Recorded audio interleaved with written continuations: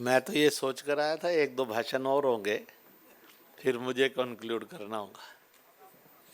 मैंने वो पढ़ा नहीं था सारा, इसलिए गलती उनकी नहीं है, मेरी ही है कि मैंने पढ़ लेना चाहिए था। आज इस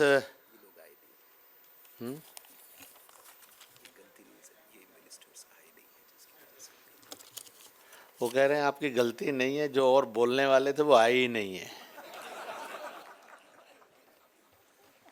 यानी दो और थे, वो पार्लियामेंट में फंसे हुए हैं। कुछ लोग पार्लियामेंट चलाना चाहते हैं, कुछ लोग पार्लियामेंट नहीं चलाना चाहते हैं। इसका कुरुक्षेत्र वहाँ है। मैं इनको कह रहा था कि बेस्ट कंक्लूजन तो ये होगा कि बाद में सबका ग्रुप फोटो हो जाए, पर कैसे होगा ये नहीं समझ में आया। पर मेजोरिटी कैन बी एडजस्टेड। कुछ आगे खड़े हो जाएंगे, कुछ इस पर बैठ जाएंगे, कुछ कुर्सियों पर, कुछ पीछे। झगड़ा नहीं करेंगे कि हमारे ही पीछे आना है, तो पीसफुली फोटो हो जाएगी। हैं? तो इसलिए यहाँ भी कर लेंगे, बाहर भी कर लेंगे। बाकी तो आप व्यक्तिगत कर ही रहे हैं।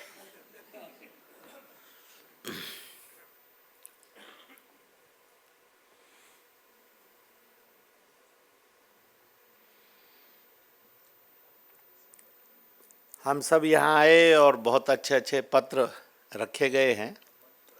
मैंने बहुत सोचा यही था कि मैं सारा सुनूंगा। एक तो प्रेस बाइट ने कुछ सुनने नहीं दिया, और कुछ लोगों को ये लगता था कि अभी बात नहीं की भाई साहब से, तो इसलिए जिनके पेपर पढ़े जा रहे थे वो सुनने नहीं दिए, पर मैंने उनसे 4 गुना लोगों को सुन पक्का लिया। क्योंकि हर एक अपना परिचय भी देता था और अपना कुछ ना कुछ काम भी मुझे कहता था, इसलिए इसको मैंने बेस्ट लिसनिंग किया। मुझे लगता है कि 70 लोगों को मैंने सुन लिया होगा।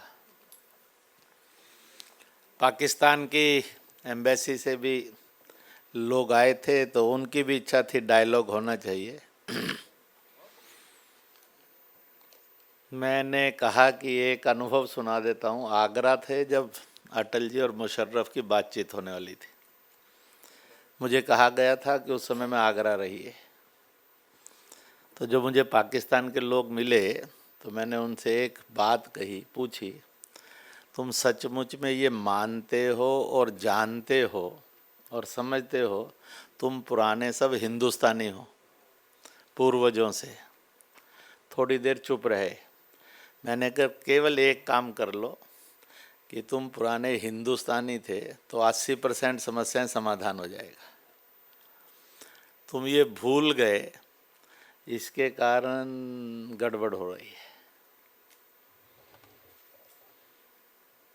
इसलिए मैंने उनको दूसरी बात भी कही कि जब इमरान प्रधानमंत्री बने तो मैंने जामा मस्जिद के इमाम को फ़ोन किया था कि भाई तूने कहा था अपने बेटे के निकाह में भारत के सदर को नहीं बुलाऊंगा, पाकिस्तान वाले को बुलाऊंगा। अब तुझे चुल्लू भर पानी में डूब मरना चाहिए। उन्होंने तुझे याद तक ही नहीं किया। निमंत्रण तो दूर की बात थी, तुझे ही नहीं है, जो 5 लाख से अधिक मौलाना, इमाम, मौलवी, मुफ्ती हैं, ओबीसी सहित, उनमें से भी किसी को याद नहीं किया। जब गलत जीते हैं तो दुष्परिणाम भी भुगतने पड़ते हैं। पीसफुल बॉर्डर वो ला सकता है कि नहीं ला सकता है? अगर पीसफुल बॉर्डर नहीं हो सकता तो समझ लेना चाहिए कि कॉन्टिन्यूटी ऑफ ए शैतान हुई है। अभी इंसान पाकिस्तान के अंदर कुर्सी पर बैठने में कमी है।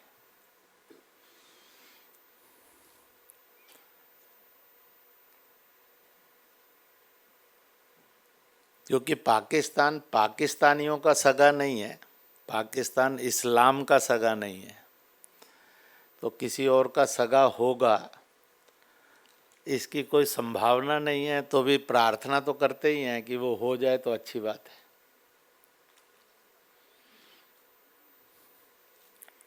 मेरा जो पहला डायलॉग मुसलमानों से हुआ था 1986 में, राजौरी में हुआ था।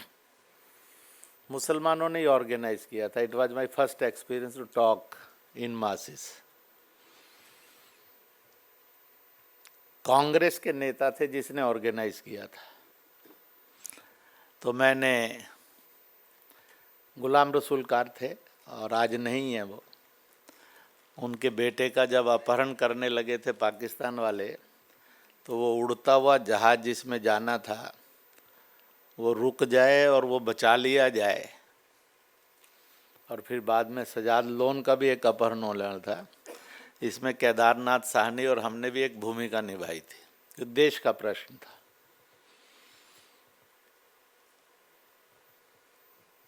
और इसलिए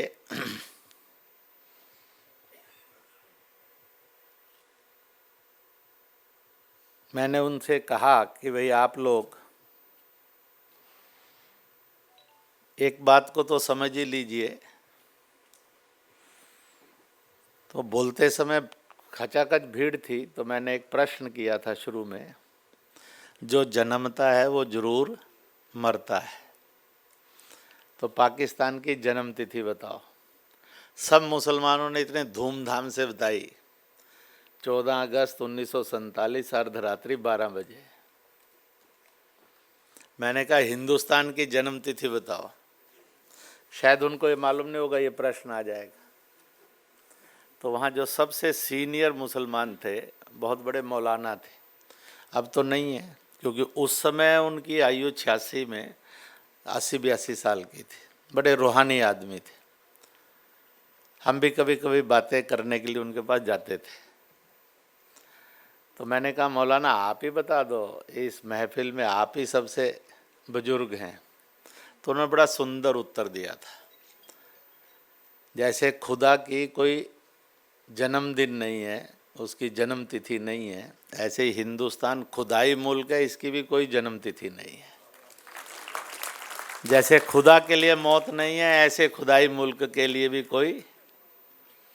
तो मैंने कहा फैसला मौलाना ने कर दिया है इस सत्य को, जो जन्मता है वो मरता है। आओ मिलकर प्रेयर करें पाकिस्तान को लंबी उम्र हो। दूसरी प्रेयर करें कि जब उसकी मृत्यु हो उस समय हमें जिंदा रखे खुदा। और तीसरी, हम उसकी श्रद्धांजलि में सम्मिलित हो सकें। तो वहाँ मेजर जनरल आरआर भी बैठे थे, ब्रिगेडियर आरआर भी बैठे थे, आर्मी के चीफ भी बैठे थे, क्योंकि सेंसिटिविटी बड़ी थी क्या होगा। बाद में मुझे कहते हैं कि इंद्रेश जी आपने शुरुआत ऐसी जगह की, हमें लगा पता नहीं अब खून खराबा होगा क्या होगा। ऐसा है कि जब सच के साथ, सही के साथ मुस्कुराते हुए खड़े हो तो बहुत शैतानों का भी उपचार हो जाता है।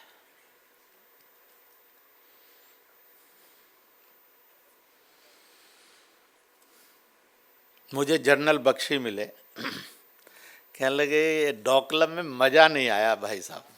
मैंने कहा क्यों? न्यू क्या, ना गोली चली ना गाली हुई और चीन हट गया। हम फौजियों को कोई मज़ा नहीं ऐसे युद्ध से। परंतु एक बात सोचने पर मजबूर कर रही है कि भारत ने और सेना ने ऐसी क्या कूटनीति ली और रणनीति ली कि डोकलम में से चीन को हटना पड़ा। ने पर जंग का मजा नहीं आया क्योंकि जंग तो हुई ही नहीं। ऐसा हिंदुस्तान भी इस समय उभर रहा है। जब हमने जंग नहीं लड़ी और दुनिया में अपराजित चीन को हमने डोकलम से हटाया, पर विदाउट वार हटाया। जबकि चीन ने धमकी दी थी एक छोटी जंग के लिए हिंदुस्तान तैयार रहे। भारत ने कहा था हम जंग नहीं करेंगे परंतु हम जीत लेंगे, पराजित नहीं होंगे। वो हुआ, पर मज़ा इसलिए नहीं आया क्योंकि ना गाली हुई ना गोली चली, तो इसलिए मज़ा नहीं आया, पर जंग जीत गए। परंतु इस सब के बावजूद भी एक संकट तो खड़ा ही है, और वो संकट यही खड़ा है कि vice versa Pakistan, vice versa घुसपैठ, वाइस वर्षा चीन की बढ़ती दखल, इसमें लोगों की इच्छा है एक मजबूत हिंदुस्तान प्रकट होना चाहिए। अभी लोगों को लगता है कि थोड़ा ढीला ढीला है, कमजोर कमजोर सा है। इसलिए टीच लेसन टू पाकिस्तान, कहते हैं कि हिंदुस्तान के अंदर मुर्दे को भी अगर जिंदा करना हो तो आप उसके सामने नारा लगा दो पाकिस्तान, अपना मुर्दाबाद बोल देगा। क्योंकि 47 से लेकर अब तक he never be A peaceful friend, never a peaceful नेबरर। इसलिए देश की जनता का ऑटोमेटिक टेम्परेचर है। तो इसलिए आज हम सरकार से ये तो मांग कर सकते हैं, अंदरूनी अल्सर है कि सीमांत अल्सर है, सेना, पुलिस बल, एजेंसियां उनको आयरन हैंड डीलिंग दें।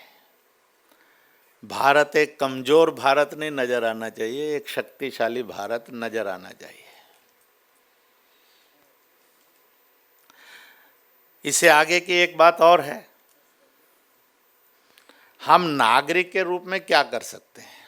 Vice versa Pakistan, vice versa चीन, तो चीन के लिए तो देश की जनता ने एक रास्ता ढूंढ लिया है कि सरकार सेना को जो करना है वो करेगी, परंतु हम चीनी माल का बहिष्कार करके कम से कम चीन को आर्थिक दृष्टि से कमज़ोर जरूर कर सकते हैं। वाइस वर्षा पाकिस्तान क्या करना, क्योंकि कोई ऐसा उत्पाद नहीं है जो खरीदने की ज़रूरत हो, और संभावना भी नहीं है। उसके पास कोई शिक्षा के संस्थान नहीं है जो कोई शिक्षा लेने के लिए जाए। तो फिर क्या करना, तो 3 कामों को कर सकते हैं हम लोग जनता के स्तर पर। एक, इस बात को अधिकाधिक प्रोपोगेट करें कि पाकिस्तान की अंदरूनी स्थिति ब्रेकिंग पाकिस्तान की है। पख्तून को, बलूच को, सिंधियों को, मुहाजिरों को, गिलगित को, बाल्टिस्तान को और गुलाम कश्मीर को हमने समर्थन देना चाहिए एज ए पुराने हिंदुस्तानी। जैसे वो कश्मीर को देता है, हमने इन सब मूवमेंट्स का समर्थन करना चाहिए। मुझे अभी कुछ नेता कश्मीर के मिलने के लिए आए थे, अलग अलग दलों के थे। पीस लाने में और हिंदुस्तान लाने में क्या रोल प्ले कर सकते हैं, इसकी वार्ता करने आए थे। तो मैंने कहा कि भाई मुझे गुलाम कश्मीर के लोग मिले थे वो कह रहे थे हम कितने बदकिस्मत हैं, हमने आज तक पाकिस्तान ज्वाइन नहीं किया, पाकिस्तान का झंडा नहीं उठाया, उसका radio station, army, vote system, parliament स्वीकार ही नहीं की है। पाकिस्तान हमें कुचल रहा है। कश्मीरियों ने भी एक बार हमारे समर्थन में आवाज़ नहीं उठाई और हिंदुस्तानियों ने भी हमारे समर्थन में आवाज़ नहीं उठाई कि इन जुल्मों से पाकिस्तान उनको खाली करे। ये पाकिस्तान का नहीं, हिंदुस्तान का है। वो इतने कश्मीर के लिए तो बोलता रहता है, पर हम गुलाम कश्मीरी, जिसने आज तक प्रो पाकिस्तान नारा ही नहीं लगाया, पाकिस्तान नारा भी नहीं लगाया, हमने जब जुलूस निकाला हिंदुस्तान जिंदाबाद बोला, पर हिंदुस्तान के लोगों ने गलती से भी हमें आज तक 70 साल में समर्थन नहीं दिया। मैंने कहा कभी एक मौका आएगा, सबके सामने आपका दर्द बयां जरूर कर दूंगा। बलूच आए थे मिलने के लिए, यहाँ कार्यक्रम भी हुए, उन्होंने भी कहा हमने आज तक पाकिस्तान के प्रति निष्ठा ही नहीं रखी, हमने असेंबली ही ज्वाइन नहीं की, हमने उनकी नागरिकता ही अस्वीकार की हुई है, हमने उनका झंडा ही नहीं लिया। तो हिंदुस्तान के लोगों को हम लोगों को खुलकर समर्थन देना चाहिए। आप हमें समर्थन दे दीजिए, पाकिस्तान को तो हम ही सुधार लेंगे, या तो वो टूट जाएगा या सुधर जाएगा या मिट जाएगा। तो इसलिए मेरा आप सब बुद्धिजीवियों से कहना है, पाकिस्तान के इंटरनल कन्फ्लिक्ट्स में जो प्रो हिंदुस्तान एलिमेंट है उसको समर्थन दीजिए, इसको लेकर सेमिनार करिए, इसको लेकर आर्टिकल लिखिए, इसको लेकर आवाज उठाइए।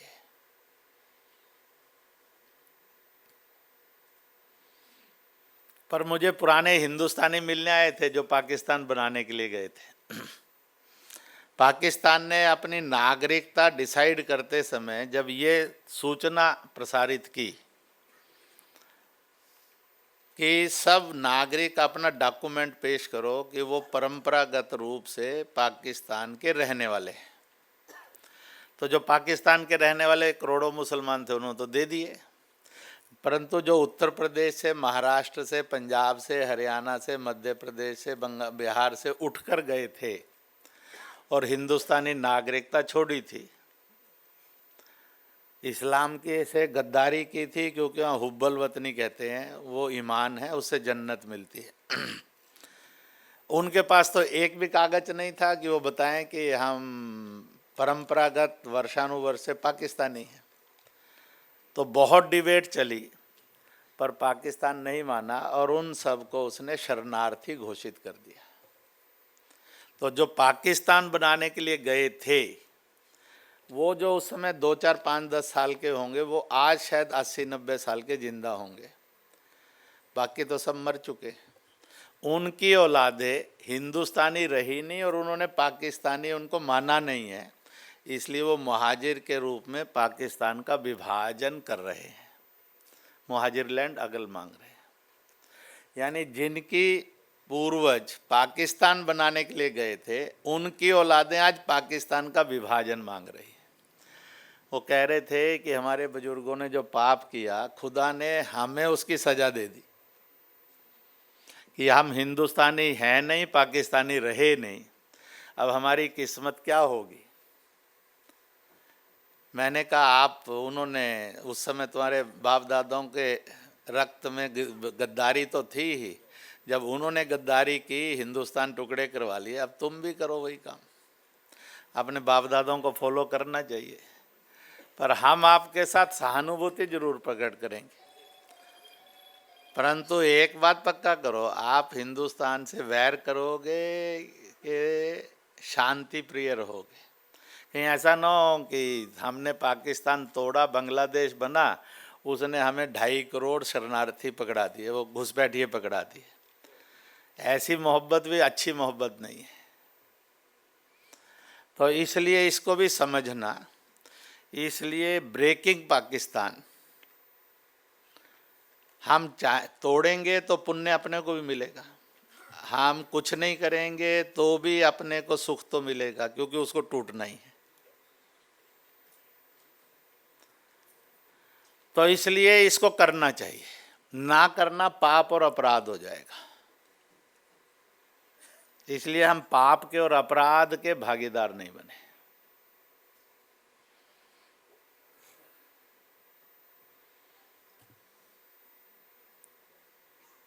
और साफ सुथरा बोलने में कोई तकलीफ नहीं है, इसको करना चाहिए। करेंगे तो कुछ समस्याओं के समाधान निकलने शुरू होंगे। मैंने आज पाकिस्तान एनवाई को कहा, मैंने कहा एक कैटेगरल चेंज है पूरी दुनिया में और भारत में।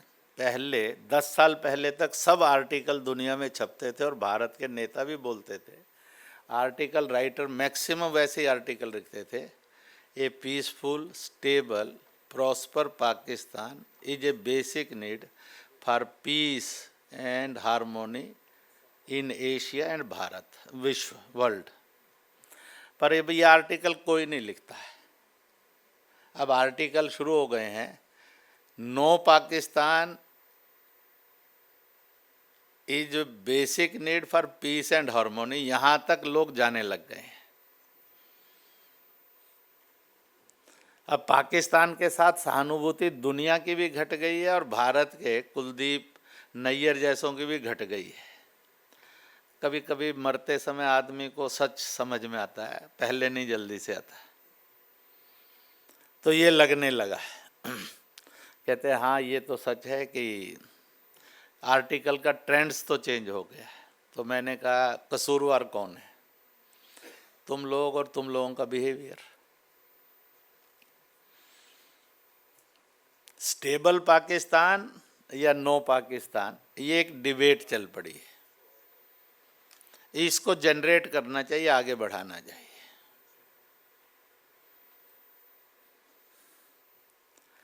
इसलिए चीन और पाकिस्तान के साथ कैसा रवैया अपनाना, ये मैंने कहा है। अब आता है आतंकवाद, माओवाद, नक्सलवाद, दंगे। एक लाइन बहुत साफ लेनी चाहिए। हो सकता है कभी कभी उसकी कीमत भी पॉलिटिकली देनी पड़ती है। कांग्रेस ने कहा नक्सली देशभक्त हैं, इसलिए थोड़ा वोट मिल गया। इन्होंने कहा वो देश के लिए एक संकट है, इसलिए थोड़ा पासा इधर उधर हो गया। 5-10 सीट का गणित बिगड़ गया। परंतु इसका अर्थ नहीं है असत्य से, अपराध से, गलत से कोई जीत जाए तो वो बड़ा अच्छा इंसान होता है और दल बड़ा अच्छा होता है। जो ये मानते हैं वो गलत फहमी में रहते हैं। अब प्रेस पूछती रहती है कि अभी स्टेट्स का जो मैंडेट आया, it will be A mandate of 2019। मैंने कहा मूर्ख लोग ये सोचा करते हैं। तो क्योंकि 2014 में मैंडेट आया था तो वो क्यों नहीं टिका, बदल गया ना। जब इंदिरा गांधी की हत्या हुई थी, राजीव गांधी आए थे तो 3/4 मत से आए थे, पर वो मैंडेट ज़्यादा देर नहीं रहा, अगली बार बदल गया। दिल्ली में आपका मैंडेट आया पर पूरे देश के अंदर रिजेक्ट हो गया। इस चुनाव में उन्होंने जो 500 से अधिक 200 से अधिक कैंडिडेट खड़े किए थे, सबसे ज़्यादा जिस कैंडिडेट को वोट मिली वो 300 थी, यानी जमानत भी किसी की बची नहीं। ममता का मैंडेट आया, ममता ने भी सोचा कि ताल ठोक के मुझे भी लड़ लेना चाहिए। उसने भी 50-100 कैंडिडेट खड़े किए, पर ये कहने के लिए भी नहीं किसी को वोट मिले कि भाई इसको 100 तो मिले, पर मैंडेट देश ने बदल दिया। तो इसलिए मैंडेट कोई स्थिर नहीं होते हैं, मैंडेट बदलते हैं क्योंकि परिस्थितियों के अनुसार चीज़ें बदलती हैं। तो मैंने एक चुटकुला सुनाया कहानी के रूप में। एक खानदान था, उसके 6-7 बेटे थे। वो इम्तिहान में बैठे, एक बेटे को 80% मिले, बाकियों को 2-2, 3-3% मिले।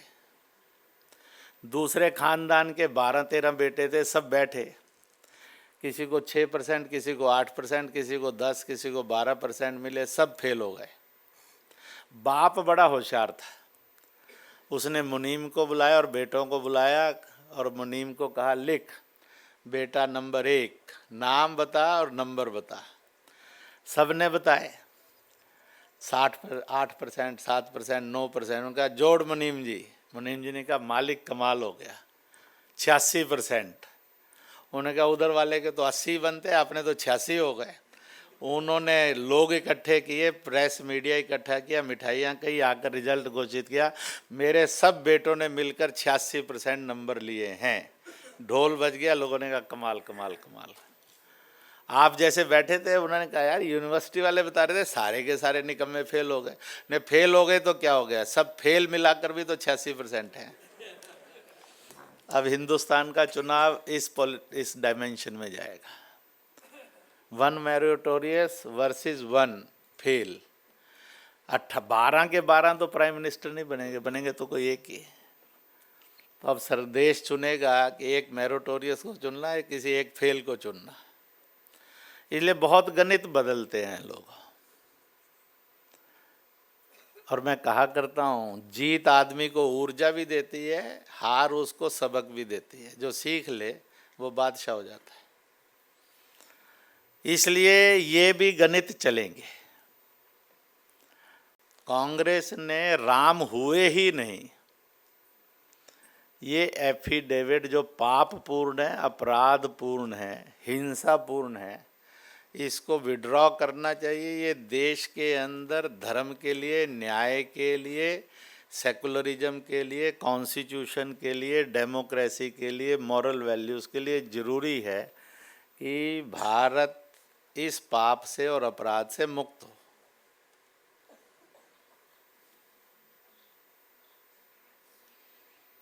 क्योंकि ऐसा अधर्म चलता रहे और हम जिंदा रहें, अधर्म के लिए जिंदा रहने की कोई ज़रूरत नहीं है, पाप के लिए और अपमान के लिए जिंदा रहने की कोई ज़रूरत नहीं है। और इसलिए न्याय को और धर्म को स्थापित करना, सम्मान को स्थापित करना, ये भी एक आंतरिक सुरक्षा का महत्वपूर्ण पहलू है।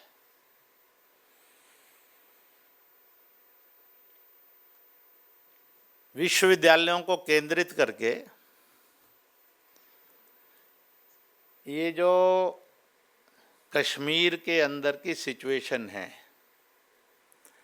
मैंने उनको बताया, मैंने कहा 1.5 साल पहले जब मैं कश्मीर गया था, अघोषित प्रवास था, क्योंकि मुझे केवल मुसलमानों से मिलना था,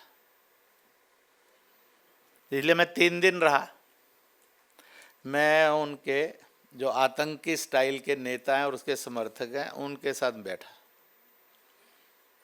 फिर कुछ ब्यूरोक्रेट्स के साथ बैठा, कुछ मुस्लिम समुदायों के साथ बैठा।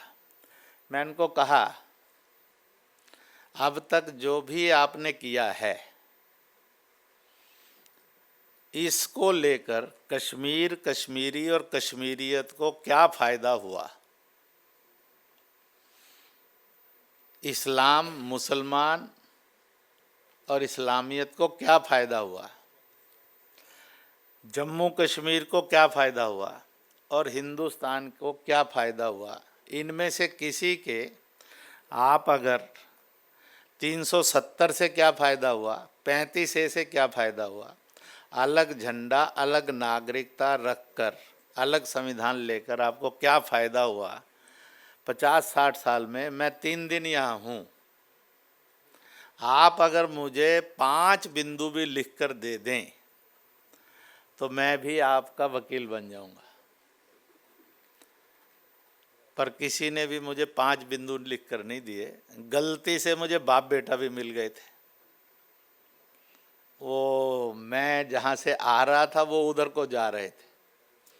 अब बाप बेटा कहने पर लोग समझ जाते हैं कौन मिले होंगे।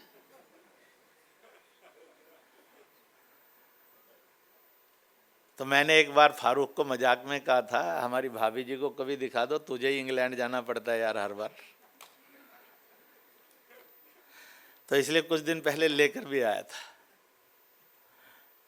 तो इसलिए तो बोले कैसे आए हैं। मैंने कहा तुम्हारे मतलब का सब्जेक्ट नहीं है, तेरी समझ में आने वाला नहीं, क्योंकि तूने तय किया हुआ मैंने ये समझना ही नहीं है। तो इसलिए मैंने उनको कहा कि गिव मी एनी 5 पॉइंट्स जो कह सकते हो ये हमने अचीव किए या ये अचीव होंगे।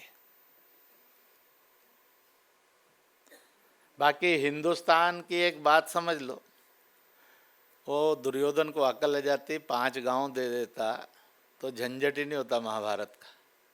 उसको अकल नहीं आई तो 5 गांव नहीं दिए तो लाखों लोग मरवा लिए और स्वयं भी खानदान ख़त्म करा लिया।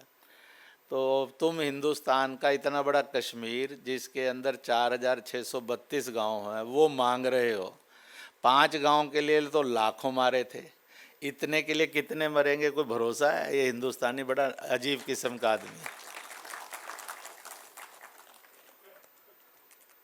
अब उनको समझ में क्या इतने आई होगी मालूम नहीं है, पर बाद में शायद ज़रूर समझ में आई होगी। नहीं है उनके पास बताने के लिए, तो क्यों नहीं इस देश के अंदर ख़त्म करो की बजाय challenge to every party, challenge to every supporter of 370, 35A, separate flag, separate constitution, separate citizenship. भाई आप इससे आपको क्या मिला, ऐसे कोई 5-10 फायदे लिख कर दे दो। जब एक भी आर्टिकल नहीं है तो फिर जो इसका वकालत करता है वो मूर्ख आदमी हुआ कि नहीं हुआ, या फिर बड़ा जिद्दी है, मानना ही नहीं चाहता, तोड़ना ही चाहता है। फिर क्यों नहीं वो ब्रांड होना चाहिए देश की एकता और अखंडता का दुश्मन है।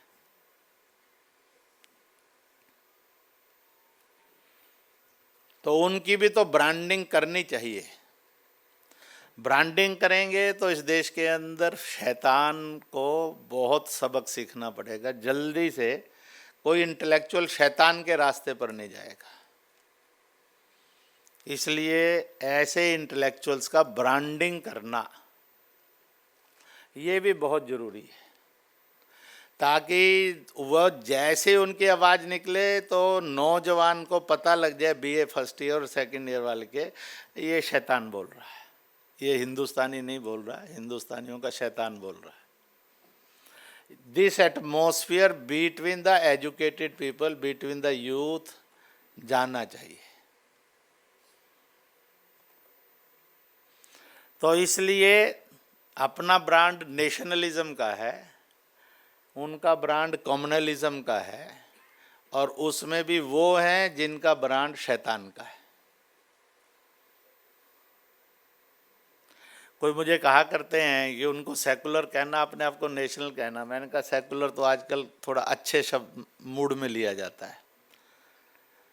आप जो यहाँ उपस्थित हैं, आप एक पैट्रियोटिक नेशनल ब्रांड के लोग हैं, ह्यूमन वैल्यूज़ के ब्रांड के लोग हैं। वो कॉमनल एंड फंडामेंटलिस्ट ब्रांड के लोग हैं। इसलिए अपनी ब्रांडिंग बड़ी क्लियर रखनी चाहिए। ये भी इस सेमिनार में से निकलना चाहिए। जब आप सब लोग प्रॉपर ब्रांडिंग करेंगे, इस देश में सेकुलर कोई हो सकता है। तो मैं सब जगह कहा करता हूँ, वो जिसको बेचारे को हिंदू कहा जाता है, जो जल्दी से मिलता नहीं, वही है। और इसलिए मैं जब मस्जिद जाता हूँ तो उनको कहता हूँ, मज़ार जाता हूँ, मैंने कहा चल मंदिर भी चलेंगे, चर्च जाता हूँ तो चल गुरुद्वारा भी चलेंगे, किसी और जगह जाता हूँ तो सब लोग कहते हैं हमारे यहाँ आना तो सेकुलरिज्म है, आपके यहाँ जाना कम्युनलिज्म है। ये नॉनसेंस नहीं चलनी चाहिए। वन वे लव अफेयर नहीं है। जब हमने 70 में मैकेनिकल इंजीनियरिंग किया तो 72 में मैंने एक दोस्त से पूछा, यार तेरी शादी कब होगी? नहीं भाई साहब 50-50 हो गई है। नहीं मैं तो तैयार हूँ, वो सामने वाली तैयार नहीं हो रही है। पर शादी 50-50 नहीं होती, या पूरी होती है या नहीं होती है। हाँ, अमेरिका मरूका में 50-50 नहीं होती, वहाँ पता नहीं क्या क्या चलता है। विष्णुकांत शास्त्री थे, गवर्नर्स मीट में न्यूयॉर्क गए थे। जब वो आए वापस, हमारी अच्छी मित्रता थी, तो दोनों आए मिलने के लिए। जम्मू की तरफ के थे, डोगरे थे, तो मैं उन दिनों वहीं था। तो उन्होंने एक चुटकुला सुनाया उस गवर्नर मीट का। जब वाइट हाउस के अंदर रात का भोजन था तो चीफ सेक्रेटरी और प्रिंसिपल सेक्रेटरी दुनिया भर के गवर्नर फैमिलीज आई थी, उनसे परिचय कर रहे थे। इनके पास आए तो इनके, तो विष्णुकांत शास्त्री लंबे भी बहुत थे, खूबसूरत भी बहुत थे, पत्नी भी रंग से खूबसूरत थी। तो वो आकर विष्णुकांत शास्त्री से पूछने के बाद एक सवाल पूछते हैं, विच नंबर? तो विष्णुकांत शास्त्री कहते हैं मुझे समझ में नहीं आया ये क्या सवाल है, इसका क्या उत्तर देना चाहिए। उन्होंने फिर पूछा तो पास वाले ने कहा वो पूछ रहे हैं ये कौन से नंबर की बीवी है तुम्हारे, पहली है कि पांचवी है? तो दोनों बड़े जोर से हंसे। वो कहते थे हम जब इसको याद करते हैं तो दोनों अकेले बैठे हुए खूब जोर से हंसते हैं। तो वहाँ ये प्रश्न खड़ा हो सकता है, यहाँ जन्म ही नहीं ले सकता, वहाँ खड़ा है, फैल रहा है। तो प्रश्न खड़ा होता है, on the name of liberty हमने डीकल्चराइजेशन की तरफ जाना है कि दुनिया का on the name of human values and liberty दुनिया को कल्चराइज करने की तरफ लेकर जाना है। तो डीकल्चराइज होना अपना धंधा नहीं है, दुनिया को कल्चराइज करना अपना काम है। और कल्चर मेक्स द मैन। परंतु आजकल डीकल्चराइजेशन होने में अच्छा लगने लगा है। मैंने वैलेंटाइन डे के पेयर से चर्चा की, 15-16 पेयर थे। मैंने कहा चलो भाई तुमसे बात कर लेते हैं, हम दकियानूसी आदमी हैं। मैंने कहा मुझे बताओ, अपना वैलेंटाइन डे का प्यार आप घर में मना सकते हो? मैंने कहा अंकल बिल्कुल नहीं, मैं क्यों नहीं, माँ बाप अलाउ करेंगे, आप तो नेक काम कर रहे हैं। मैं कहते हैं वो इसको बड़ा खराब समझते हैं। मैंने कहा अच्छा, अगर राधा कृष्ण का गाना गा के नाचना और प्यार करना हो तो मना सकते हो कि नहीं? कि अंकल वो मनाने की इजाज़त मिल जाएगी। मैंने कहा अच्छा, तुम्हारी इजाज़त नहीं मिलेगी और वो इजाज़त मिल जाएगी, क्यों? नहीं कि अंकल देखो, साफ साफ बताएं, हमारे प्यार से वासना जन्मती है, उस प्यार में से वासना खत्म होती है। इसलिए राधा कृष्ण घर घर में खेला जा सकता है और प्यार भंगिमाएं इतनी मॉडर्न बनाई जा सकती हैं, पर वो वासना और विकार मुक्त करती हैं। वैलेंटाइन डे की आकृतियाँ आदमी को विकार और वासना से युक्त करती। हमने विचार करना है कि दुनिया को वासना और विकार का प्यार देना है कि विकार और वासना मुक्ति वाला प्यार देना, जो आनंद दे, सुख दे। तो इसलिए इन कल्चरल वैल्यूज़ को सोचने में कोई तकलीफ नहीं है। और इसलिए जब मैंने मीडिया में रिएक्ट किया तो मीडिया बेचारा परेशान हो गया कि भड़काया नहीं जा सकता। मैंने कहा वैलेंटाइन डे का प्यार आदमी में कहीं ना कहीं विकार और वासनाओं को जन्म देता है। राधा कृष्ण का, लैला मजनू और हीर रांझे का प्यार आदमी को विकार और वासना से मुक्त करता है, सच्चा आनंद देता है। It is a love. तो इसलिए हमें कल्चराइज करना है कि डीकल्चराइज होना है। We are meant to culturise the world. We are not here to deculturize ourselves, and world should be deculturized and decivilized more. ये स्वाभाविक है।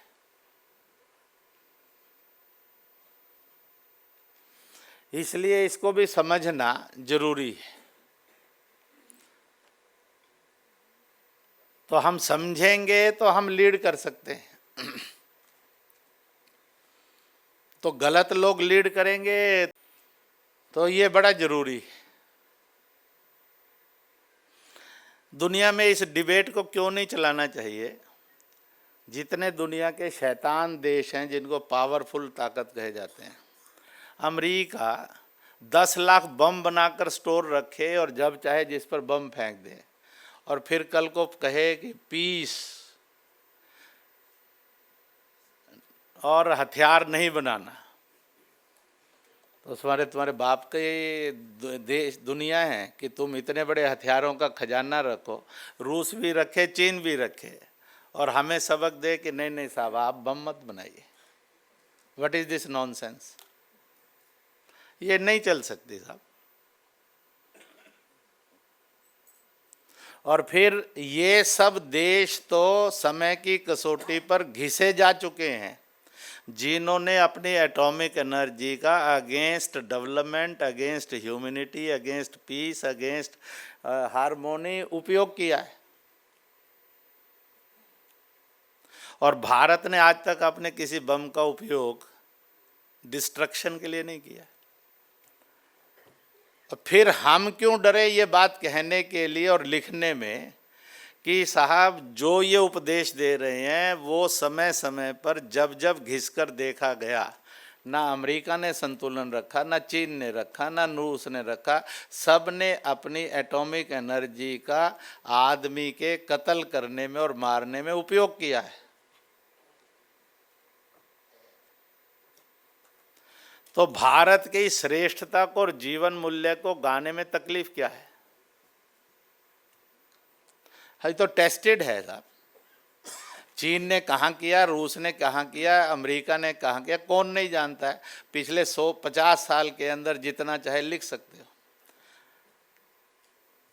We have never misused our energies, all have misused their energies to destroy the human values and the world, प्रदूषण फैलाने में।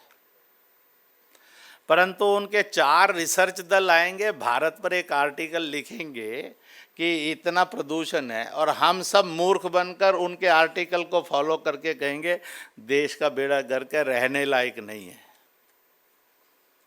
और वहाँ जाएंगे जहाँ डीकल्चराइजेशन है, डीसिविलाइजेशन है, जहाँ प्रदूषण है, जो पूरी दुनिया को प्रदूषण में ढकेलता है, उसके गुण गाना शुरू कर देंगे। कुछ बातें अच्छी होंगी वहाँ, वो ले लेनी चाहिए, पर हर बात में भारत को गाली देना और बाकियों के गुण गाना, ये विदेशी फैशन, अल्ट्रा मॉडर्न फैशन से भी समाज को मुक्त करना, ये मैसेज था उस सामाजिक, सांस्कृतिक और पर्यावरण वाले सेशन का। अपने अच्छे को कैसे बढ़ाएंगे, खराबी को कैसे दूर करेंगे, परंतु दुनिया के बदमाशों को आप नेता और सरगना मान लेंगे तो दुनिया का भला नहीं हो सकता।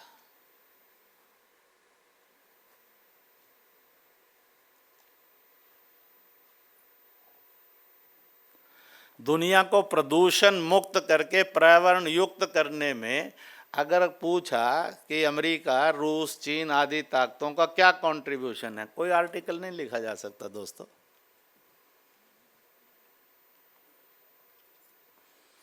अगर दुनिया को केमिकलाइज्ड किया, उसकी फर्टिलाइजर को, सौंदर्य प्रसाधन को, पेस्टिसाइड को, तो किसने किया? भारत ने नहीं किया। आज हमें खाद्यान्न के केमिकल फर्टिलाइजर से, केमिकल पेस्टिसाइड से और सौंदर्य प्रसाधन से पूरी दुनिया के अंदर 0.00037% पॉइजन दुनिया को किसने किया? भारत की प्रोडक्ट्स ने नहीं किया साहब। हमने तो उसको आई लव यू कहकर गले लगा लिया, पर सारी दुनिया को पॉइजन कर दिया कि नहीं कर दिया? जिसने सारी दुनिया को पॉइजन किया, आप खाद्यान्न में उसको अपना रोल मॉडल कैसे अपन मान सकते हैं? हमारा ऑर्गेनिक सौंदर्य प्रसाधन था जो पॉइजन नहीं करता था बॉडी को, उन्होंने पॉइजनस सौंदर्य प्रसाधन लगाया। हमने चेहरे मल मल के अपने अंदर जहर को ले लिया, दिल, दिमाग में और बॉडी में। किस लिए?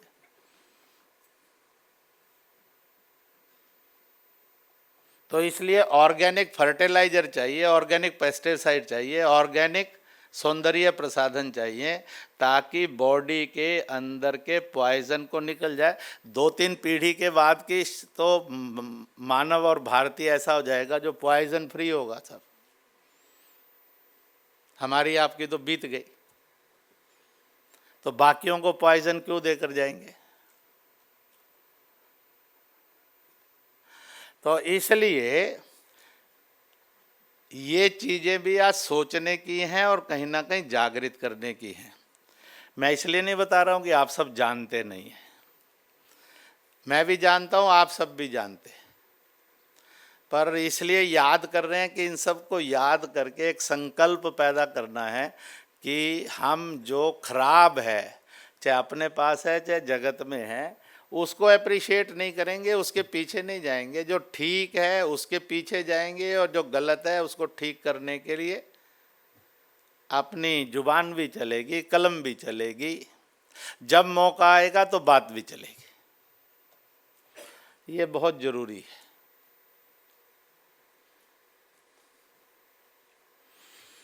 तो मैं ये कह सकता हूँ कि आज दिन भर का सेमिनार फुल ऑफ मैच्योरिटी था, और सब तरह का ब्रांड था।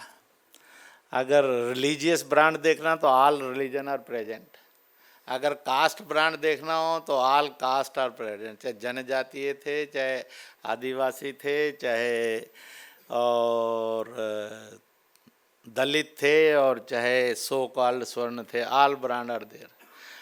और जोग्राफिकल ब्रांड देखना हो तो बिल्कुल साहब मेघालय भी दिख रहा था, मणिपुर भी दिख रहा था, केरल भी दिख रहा था, कश्मीर भी दिख रहा था, गोवा, गुजरात भी दिख रहा था।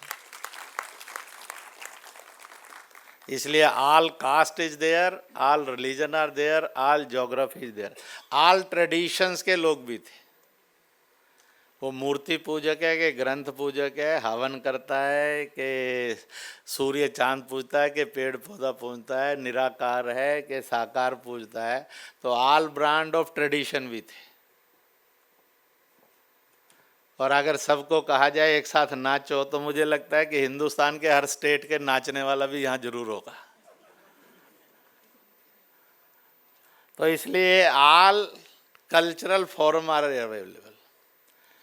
तो इसलिए मुझे कहना हो तो कुछ कुछ ऐसे भी थे कि जो अलग अलग पार्टियों के डिज़ाइन है, वो कान में कहते भी थे कि मैं वहाँ से आया हूँ। कुछ नई बनने वाली पार्टियों के भी हैं, क्योंकि कई टूटने वाली हैं बेचारी, तो उनके भी हैं। क्योंकि वो टूटने वाला या पहले वाला कौन सा उधर रहेगा कौन सा इधर रहेगा, समय तय करेगा। तो इसलिए all political shade, all caste shade, all religious shade, all geographical shade, all traditional shades are there. और आयु वर्ग के अंदर 17-18 साल का भी है, और मुझे लगता है 80-85 का भी होगा जरूर, कोई ना कोई है। हाँ, वो कह रहे हैं। तो इसलिए हंसता खेलता मुस्कुराता हुआ नौजवान भी है, और बुजुर्ग हो गया और सबको सीख देने का काम करता है, वो भी है अपने पास। और सब सेक्स भी हैं, महिला पुरुष हैं।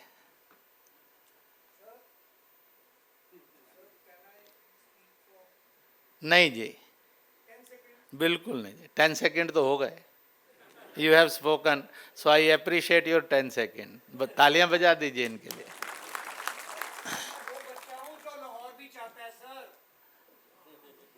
हो गया भाषण आपका।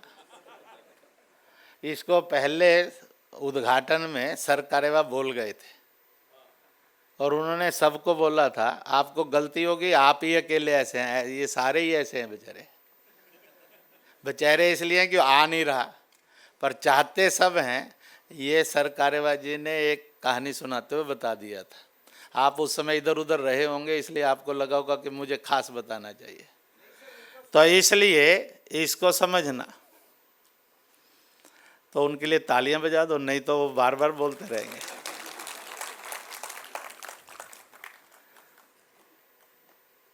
ऐसा है कि मुझे वो 10 मिनट का लेक्चर दे गए थे।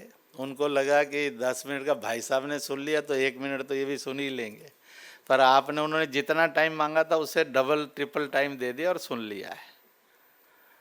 तो इसलिए आप सबकी भी पेशेंस की बहुत बहुत बधाई हो, और उनकी हिम्मत की पक्की बधाई हो। पर ऐसी गलती हमेशा नहीं करते रहें, इतनी सावधानी रखें। तो इसलिए ये भी है। तो हम यहाँ से एक जागृत भारत 2019 का एक समर उसको लड़ना पड़ेगा, मत का समर है। कुरुक्षेत्र ऑफ तोप का नहीं है, वो कोई अग्निबाण और वर्षाबाण पत्थरबाण चलाने वाला नहीं है। मेरे और आपके भविष्य के साथ और वर्तमान के साथ जुड़ा हुआ है। तो इसलिए उस जंग के मैदान को भी ठीक से लड़ना है। तो वो ठीक लड़ा जाए, बिना किसी संकोच के लड़ा जाए, भटक नहीं जाए। तो जब कश्मीर के लोग मिलने आए थे तो मैंने कहा यार, भारत सरकार आपको इतना इतना दे चुकी है पिछली से लेकर आज तक, और आप फिर भी चाहो तो दिल्ली को ही गाली देते हैं। वो अपने नेता खा पी गए करप्ट, उनको कोई गाली नहीं देता। तो उसने बड़ी जोरदार एक कहानी सुनाई। नुए जी कुत्ता पाला हुआ था और बड़ा डेंजरस था, हर एक पर भड़कता था और भौंकता था और काटता था। अब लोग क्या करें, उन्होंने कहा इस कुत्ते को गाली देते तो काटेगा, इन्हें इसके मालिक को ही गाली दे दो। तो मालिक हिंदुस्तान है, दिल्ली है, इसलिए गाली हम सब उसको देते हैं, क्योंकि वहाँ के कुत्ते को गाली दी तो साला काट के खा जाएगा। तो बड़ी जोरदार सुनाई उसने। पीडीपी के अंदर फाइनेंस मिनिस्टर थे आखिर में, वो भी थे उस ग्रुप में मिलने के लिए। तो इसलिए उसने सुनाया, क्या इसलिए कुत्ते को गाली देंगे डंडा मारेंगे तो चीर फाड़ देगा, इसलिए हम मालिक को ही गाली देते हैं। मालिक दिल्ली है, इसलिए उसी को गाली देते रहते हैं। तो इसलिए कह रहा हूँ महेश जी ने बहुत डील किया है कश्मीर, इसलिए वो मुस्कुरा रहे हैं कि सच तो यही है। तो ये रिवाज बदलना चाहिए। कुछ अलग अलग टर्मिनोलॉजी जन्म लेती है। मैं अभी सिखों के कार्यक्रम में था पंजाब में। एक बड़ा अजीब प्रश्न उन्होंने किया कि आप खालिस्तान के बारे में क्या राय रखते हैं। बड़ा सेंसिटिव इशू है और मुझे लगता था कि ये पूछने वाले लोग मिलेंगे। मैंने कहा ना हम उसके समर्थक हैं ना विरोधी। दूसरी पंक्ति मैंने बोली, खालसा शब्द सिख इतिहास का और सिख धर्म का बड़ा पवित्र शब्द है। तीसरी लाइन बोली, 10वीं पातशाही ने एक सम्मेलन किया। जो भी सम्मेलन किया वो हिंदुस्तानी थे, हिंदू थे, भारतीय थे, उनका था। आनंदपुर साहब में आए, वहाँ उन्होंने देश और धर्म की और जीवन मूल्यों की रक्षा के लिए आह्वान किया। 5 लोग आए, उनको अमृत छकाकर खालसा बनाया गया। वहाँ से इस पवित्र शब्द का जन्म हुआ। जन्मने में था, इसको एक बहुत बड़ी ऊंचाई मिली। अब स्वाभाविक है खालसा से खालिस्तान शब्द जुड़ा हुआ है। सिख इतिहास का और धर्म का बड़ा पवित्र शब्द है। इसका मजाक नहीं करना चाहिए, हल्के में किसी ने बोलना नहीं चाहिए। तो मैंने कहा, पहला, जिन 5 लोगों से खालसा सजा था, कोई कर्नाटक का था, कोई उड़ीसा का था, कोई महाराष्ट्र का था, कोई कहीं का था। अगर वो 5 के स्थान जिनसे खालसा शब्द की सृजना हुई, तो वो 5 के स्थान खालिस्तान में होने चाहिए। तो मतलब है इसका 5 अकाल तख्त हैं, 5 अकाल तख्त का खालिस्तान में होना, तो खालिस्तान का मतलब है। पहली पातशाही जहाँ जन्मी, प्रकाशित हुई, ननकाना साहब, फिर करतारपुर साहब, और गुरु का घर लाहौर कहते हैं, ये खालिस्तान में होने चाहिए। 10वीं पातशाही जहाँ अवतरित हुई और जहाँ ज्योति ज्योत समाई, पटना साहब और नांदेड़ साहब अकाल तख्त भी हैं, ये होने चाहिए। और अगर ये सब नहीं है तो वो खालिस्तान किस चीज़ का हुआ? अभी तो सारा हिंदुस्तान खालिस्तान है, सारा खालिस्तान हिंदुस्तान है। 3 ही बाहर हैं, एक ननकाना साहब, एक करतारपुर साहब और एक गुरु दा कर लाहौर पाकिस्तान के पास हैं। आप सब लोग इनको भी लेना है, हिंदुस्तान खालिस्तान बनाना है। मैं सारे हिंदुस्तान के लोगों को कहूँगा, सब एकजुट होकर लग जाओ इनके पीछे।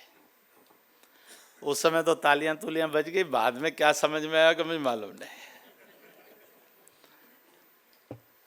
कोई सवाल टफ नहीं होता है, थोड़ा सा सोचना पड़ता है। इस पर क्यों नहीं डिबेट होनी चाहिए?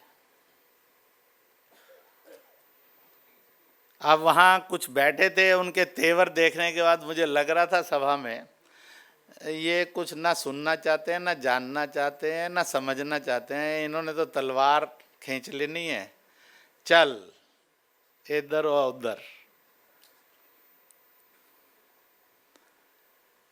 परंतु आखिरकार इस देश को तोड़ने की इजाज़त तो किसी को दी नहीं जा सकती, और फिर इतने बड़े असत्य के लिए पाप और अपराध वो करें, इसकी सोच कैसे ठीक हो सकती?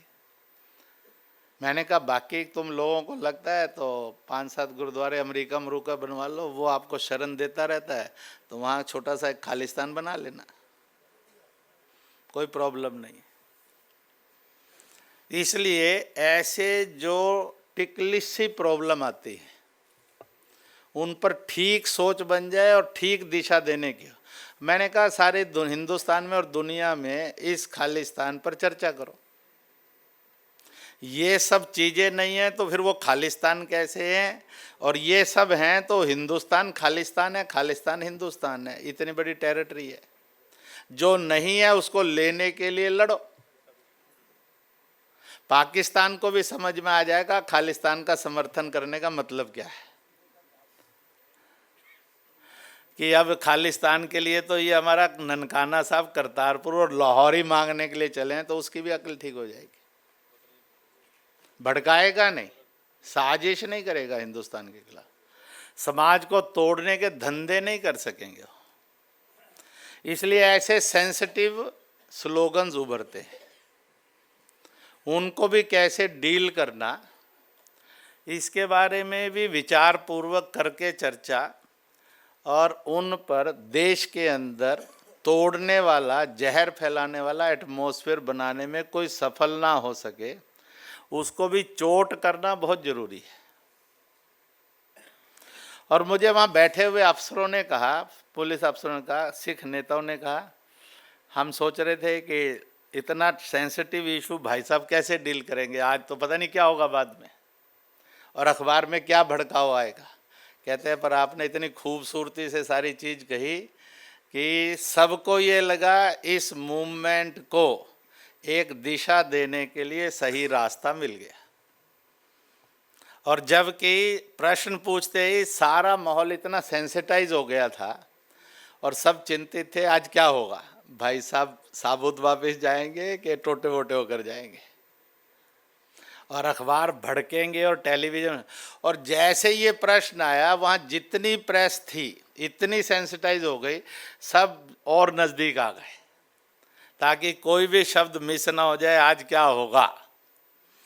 बहुत बढ़िया हुआ सब। और इसलिए अपने सामने ऐसी भी चुनौतियां समय समय पर खड़ी होंगी।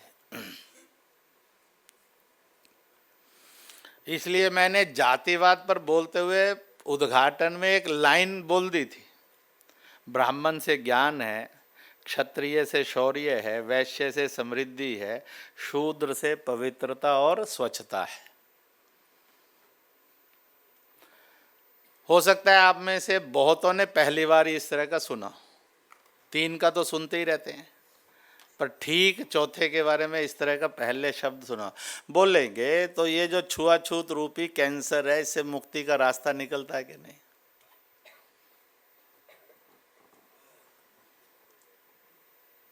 भड़काने वाले भड़काएंगे, पर जोड़ने वाले जोड़ने में कमजोर क्यों।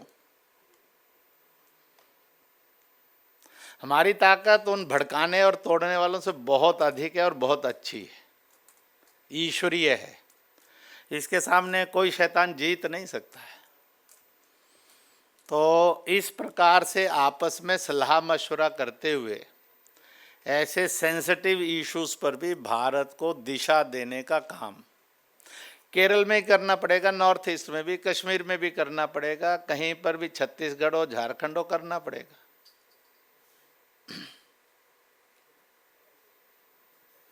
करेंगे तो रास्ता मिल जाएगा।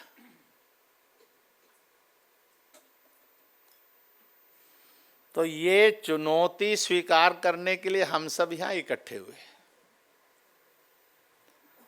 ऐसा है कि बाकी सेमिनार में क्या होता है, पेपर पढ़ता है, पेपर पढ़ने वाला चला जाता है, दूसरे का सुनने की फुर्सत नहीं होती। जितने सेमिनार में आते हैं उनकी एक ज़रूरत होती है, सर्टिफिकेट मिल जाए ताकि बायोडाटा में एक लाइन बढ़ जाए। पेपर पढ़ा या हमने सुना, अटेंड किया, ताकि बायोडाटा में एक लाइन बढ़ जाए। मैं एक आज आप सबको रिक्वेस्ट करता हूं, मैंने भारत सरकार को की है, ये बायोडाटा का स्टाइल बदलना चाहिए। बायोडाटा के अंदर आपका सोशल अचीवमेंट क्या है, कल्चरल अचीवमेंट क्या है, पर्यावरण में क्या अचीवमेंट है। आपने इतने सेमिनार अटेंड किए, बायोडाटा की डेथ है, कोई भी जाकर बैठ जाएगा, उसमें कौन सा प्रॉब्लम है। जब 70 में हमने मैकेनिकल इंजीनियरिंग पास करके निकलने, तो विदाई कार्यक्रम में डायरेक्टर और प्रिंसिपल आए, उन्होंने बड़ी मज़ेदार हम स्टूडेंट से एक डिबेट की। कहते हैं बताओ नकल में और शोध में क्या विशेषता है। तो हम सब ने पार्टिसिपेट किया 10-15 मिनट। उसके बाद तो फोटो होनी थी, मैसेज देना था डायरेक्टर को और प्रिंसिपल को, हम बच्चों को। तो उसने कहा जब 1 से 1 की नकल मारो तो नकल है, 10 से नकल मार के 11वीं लिख दो तो अकल है, यानी शोध है। और इसलिए जब पीछे हुए 100 किताबों को लिखा होता है तो मैं कहता हूँ ये इतना मेहनती है, 100 की नकल मार के 101वीं किताब इसने तैयार की है, इसको पक्का साधुवाद देना चाहिए, इतनी मेहनत तो की है। पर क्या हिंदुस्तान इसी तरह के शोध से आगे बढ़ेगा? उसमें ओरिजिनलिटी क्यों नहीं होनी चाहिए? तो इसलिए इसको भी केयर करना होगा। तो आज ज़रूरत है कि ये चीज़ें भी बढ़ें, पर हम सब विचार करेंगे तो आपस में रिपेयर होंगे और मिलकर फिर उन चीज़ों पर स्ट्राइक भी कर सकते हैं। नहीं तो इस देश के अंदर की कोर्ट की डायरेक्शन कैसी है, यानी जो आतंक और नक्सल और बंदूक का समर्थन करे उसके लिए कोर्ट सुनेगी। आप जैसे सज्जनों पर कोई अत्याचार हो जाए तो कोर्ट को टाइम ही नहीं होगा, वो सेंसिटिव ही नहीं है उनके लिए। Is this be a character of the judiciary? Either it should be a behaviour of a जज। मैं कोई राम जन्मभूमि का नहीं कह रहा हूँ, बाकी भी मसलों में बहुत में होता है ऐसा। इंसान को नहीं चुनेगी, शैतान को जल्दी सुनेगी और फिर प्रीच करेगी। तो हम कहेंगे ये जज बड़े अच्छे हैं। क्यों कहेंगे साहब? हमारी कोई कॉन्शियस नहीं है, विजन नहीं है, क्लैरिटी नहीं है। और अल्टीमेटली सारी दुनिया कहती है, और आप लोगों ने बहुतों ने इसको लिखा है, सबसे बड़ा अपराध होता है कि सज्जन जब बोलते नहीं, लिखते नहीं और निकलते नहीं। क्योंकि सज्जनता जब एक्ट नहीं करती और रिएक्ट नहीं करती, it is also a sin and crime. तो इसलिए आयोजकों ने ये सोचा, ये जो सज्जन शक्ति है इतनी बड़ी, देश में हजारों हजार से लाखों में, इस सज्जन शक्ति ने मिलकर बोलना चाहिए, लिखना चाहिए और करना चाहिए। इसने निष्क्रिय नहीं बैठना चाहिए। नहीं तो वो हमारे मनोज कुमार थे ना, कि कल समय मेरा और आपका भी अपराध लिखेगा कि अच्छे लोग जो थे ये चुप थे।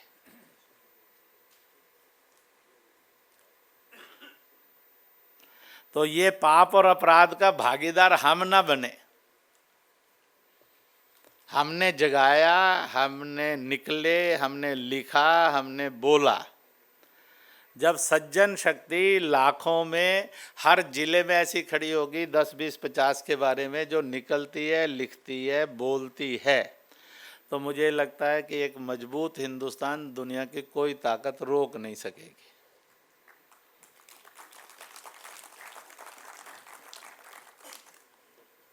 तो मैं और आप इस बात का संकल्प करें, हम सब सज्जन लोग सैकड़ों में यहाँ आए, हजारों लाखों में बनते हुए, हम लिखेंगे भी, बोलेंगे भी, जहाँ जरूरत पड़ेगी निकलेंगे भी, पर हम साइलेंस के द्वारा अपने आप को पाप का और अपराध का भागीदार नहीं बनाएंगे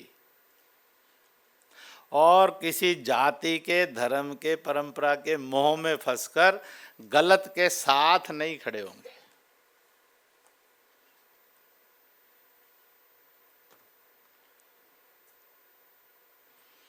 और अपनी अपनी डफली नहीं बजाएंगे, सब मिलकर पूरा ढोल बजाएंगे, ताकि सोए हुए को भी सुन जाए और जो नहीं सुनना चाहता उसको जरूर सुन जाए।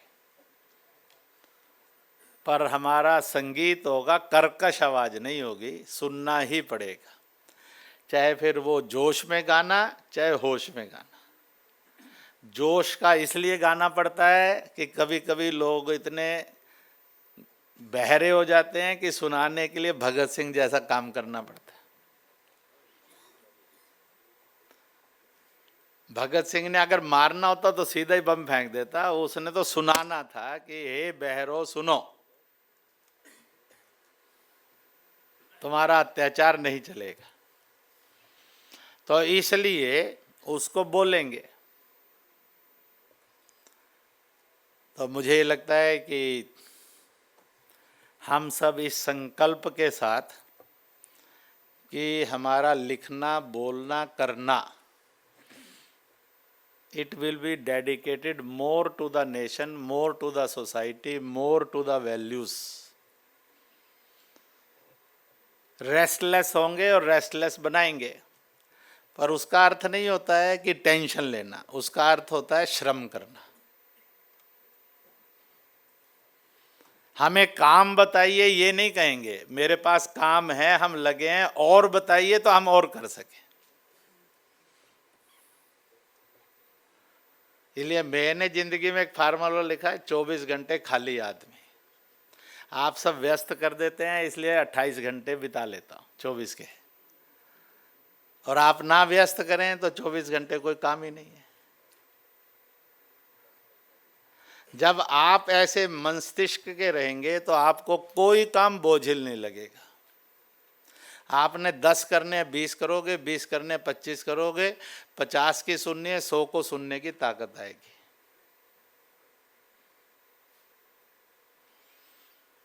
और जिस भी भगवान को, देवी देवता को मानते हैं, जब उससे मांगने के लिए जाओ तो कस के मांगना चाहिए, कंजूस नहीं बनना चाहिए मांगने में।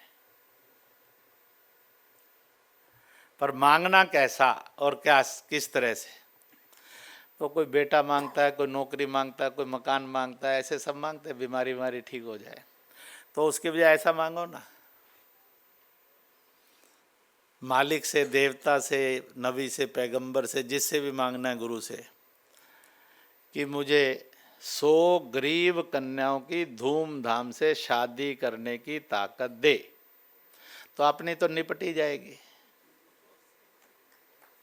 बताओ, भगवान ने तथास्तु का, नबी ने तथास्तु का, आप अमीर बनोगे कि गरीब बनोगे? आप बादशाह बनोगे कि फालतू के आदमी रहोगे? आप कहो ना, मुझे 100 बच्चों को उच्च शिक्षित करने के लिए दे। आपका एक है कि 2 हैं या एक भी नहीं है, मालूम नहीं जनसंख्या संतुलन में क्या हो रहा है। तो मैं तो कईयों को कहता हूँ, जब करने ही नहीं है तो फिर शादी काहे को करते हो? करते हो तो 2-3 तो कर लो, कम से कम मामा, चाचा, नाना, ताई, मौसी मिल तो जाए। वो हमारे एक संत मित्र हैं, वो कहते हैं इतने तो कर लो कि जब मरें तो कंधा देने वाले अपने घर के तो पूरे हो जाए, नहीं तो 2 उधार के मांगने पड़ेंगे, नहीं तो वहीं पड़े रहेंगे तो म्यूनसिपैलिटी वाले लेके जाएंगे। परंतु प्रश्न खड़ा होता है कि किसी को मजहब के नाम पर इस देश के कानून से खेलने की अनुमति नहीं दी जा सकती।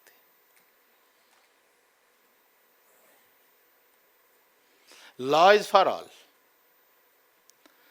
ये किसी के रिलीजन के अंदर उसकी लिबर्टी में दखल नहीं है।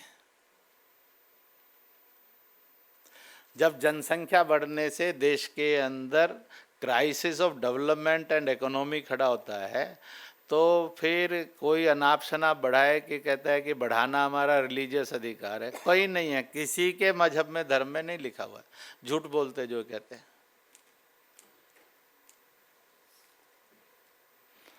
तो इसलिए we should be govern with one law. कोई भी लॉ, हिंदुस्तान का कौन सा कानून है, मैं आर्य समाजियों के, सनातनी हूँ, जैन है के सिख हैं, मेरी शादी में इंटरफेयर करता है? मेरे घर को वो मनाने में, खुशियाँ मनाने में इंटरफेयर, दिवाली में या गुरु पर्व मनाने में इंटरफेयर करता है?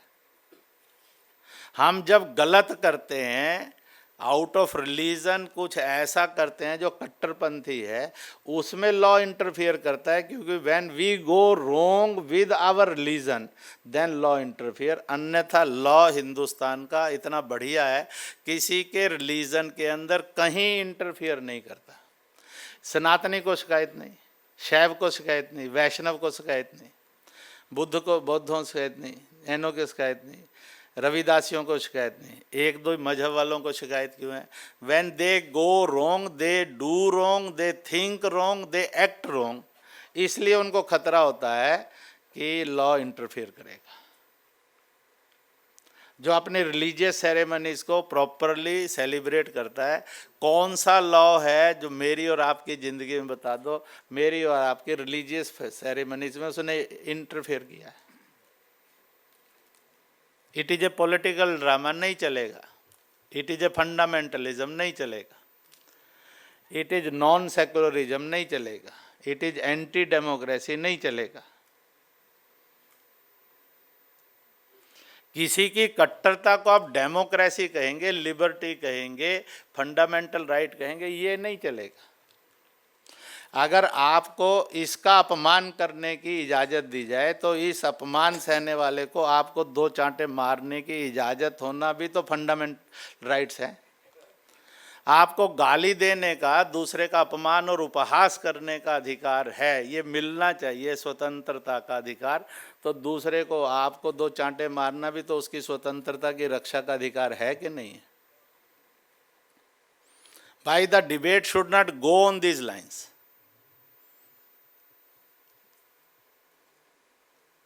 इसलिए कट्टरताओं को नवाजते रहना सेकुलरिज्म, डेमोक्रेसी नहीं है और ह्यूमनिज्म नहीं है।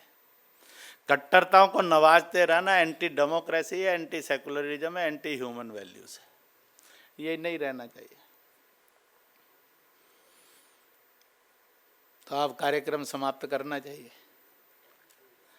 तो सब मिलकर आज संकल्प करते हैं कि हम इस डेमोक्रेसी के, सेकुलरिज्म के, भारतीयता के, जीवन मूल्यों के इस संग्राम को, जो बिना शस्त्रों के है, बोलेंगे, लिखेंगे, करेंगे और निकलेंगे। ऐसा संकल्प हम सब करते हैं। तो दोनों हाथ ऊपर खड़ा कर दीजिए। भारत माता की, भारत माता की, भारत माता की। फिल्मी गाना है, प्यार किया तो वहाँ लड़का लड़की करते हैं, यहाँ हमने मिशन से किया है। और दूसरा है, वायदा किया तो निभाना पड़ेगा, मजबूरी में नहीं, खुशी से निभाना। तो फिल्म की ये दो लाइनें जो हैं, ये सब ग्रंथों का निचोड़ है। बस इतना ही है, एप्लीकेशन मिशन से कर देनी है और ईश्वर से कर देनी है, तो खेल बदल जाएगा। लड़के लड़की से की तो मालूम नहीं है कौन भगाया और कौन किसके साथ भागा। फिल्म का दी एंड ऐसे हो जाएगा। तो इन्हीं शब्दों के साथ, और क्या हुआ डायरी का, दो लोग ऐसा है कि दुनिया का सबसे बड़ा मेला लग रहा है और 14 करोड़ लोग आ रहे हैं। विश्व के 125 से अधिक देश आ रहे हैं।